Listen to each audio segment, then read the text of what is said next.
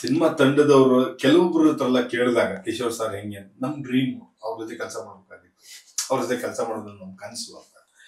ಸಿನಿಮಾದ hero come producer ಮತ್ತು ಈ ಸಿನಿಮಾದ ಕ್ರಿಯೇಟಿವ್ ಪ್ರೊಡ್ಯೂಸರ್ ರಾಜವರ್ಧನ್ ಆಗಿರ್ಬೋದು, ಸಚಿನ್ ಆಗಿರ್ಬೋದು, ಅವ್ರಿಗೊಂಥರ ಡ್ರೀಮ್ ನಿಮ್ ಜೊತೆ ಕೆಲಸ ಮಾಡ್ಬೇಕು ಅನ್ನೋದು.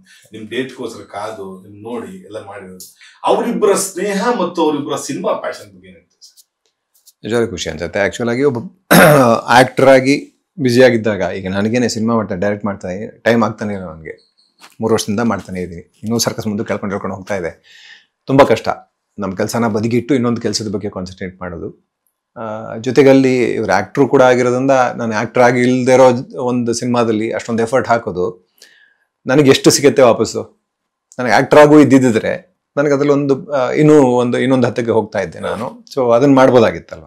ಸೊ ಅದನ್ನು ಮಾಡದೆ ಬೇರೆ ಆ್ಯಕ್ಟರ್ಗಳನ್ನ ಹಾಕ್ಕೊಂಡು ಅವ್ರು ಮಾಡ್ತಾ ಇರೋನು ನಿಜವಾಗ್ಲೂ ಅವರ ಪ್ಯಾಷನ್ ಬಗ್ಗೆ ಅದನ್ನು ಹೇಳುತ್ತೆ. It's very nice.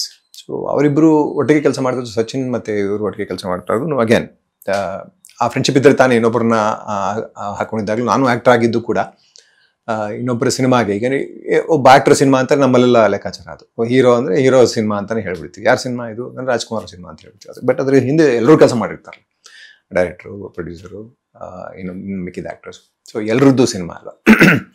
ಸೊ ಆ ಥರದ ನೋಷನ್ಸ್ ಇರುವಾಗ, ಇಲ್ಲಿ ಆ ಥರದ ನಂಬಿಕೆಗಳಿರುವಾಗ ಇನ್ನೊಬ್ಬ ಆ್ಯಕ್ಟರ್ ಸಿನಿಮಾಗೆ ಒಬ್ಬ ಅಷ್ಟು ಅಂಡರ್ಸ್ಟ್ಯಾಂಡಿಂಗ್ ಇಲ್ಲ ಅಂದರೆ ಮಾಡೋದು ಕಷ್ಟನೇ. ಸೊ ಅದೇ ಹೇಳುತ್ತೆ, ನಾನು ಹೇಳೋದೇನು ಬೇಕಾಗಿಲ್ಲ, ಅವರು ಒಟ್ಟಿಗೆ ಕೆಲಸ ಮಾಡಿದ್ದಾರೆ ಅನ್ನೋದೇ ಅವರ ಅಂಡರ್ಸ್ಟ್ಯಾಂಡಿಂಗಿಗೆ ಒಂದು ನಿದರ್ಶನ ಅಂತ ಅನ್ಸುತ್ತೆ.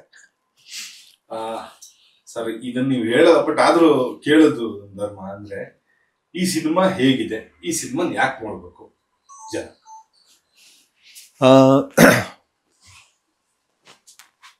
ಜನಗಳಿಗೆ ಪ್ರಾಮಾಣಿಕ ಒಂದು ಸಿನಿಮಾ ಮಾಡಿದ್ದಾರೆ. ಸುನಿಲ್ ನನಗೆ ಹೇಳ್ತಾ ಇದ್ದಾಗಲೇ ಅವರ ಪ್ಯಾಷನ್ ಅದ್ರ ಬಗ್ಗೆ ಎಲ್ಲ ಹೇಳೋಂಗೆ ಇಲ್ಲ. ಈಗಿನ ಸುಮಾರು ಹೊಸ ಡೈರೆಕ್ಟರ್ಗಳು ಅವರ ಪ್ಯಾಷನ್ ನಾನು ಹೇಳ್ತಾರೆ. ಸಿನಿಮಾದಲ್ಲಿ ಬಂದು ಕೆಲಸ ಮಾಡಬೇಕು ಅಂತಂದರೆ ಅದು ಡೈರೆಕ್ಟರ್ ಕೆಲಸ ಮಾಡಬೇಕು, ಡೈರೆಕ್ಟರ್ಗೆ ಡೆಬ್ಯೂ ಮಾಡಬೇಕು ಅಂತಂದರೆ ಹಿಂದೆ ದೊಡ್ಡ ಹೋರಾಟ ಇರುತ್ತೆ.